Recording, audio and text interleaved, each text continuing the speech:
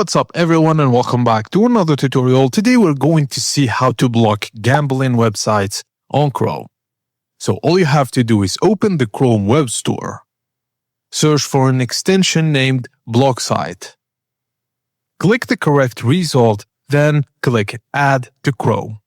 Wait for the extension to install, and once installed, you'll see the block site icon in your browser toolbar. Just visit the website you want to block, like a gambling site, then click Blocking Block Site icon on the top right corner. Click Block this site and the website will now be blocked, and you will see another notice page if you try to access it again. Just click the Block Site icon again.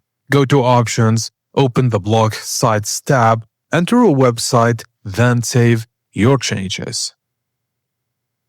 And that's it guys, as simple as that. Thank you for watching and please don't forget to like and subscribe for more tips and tricks like this.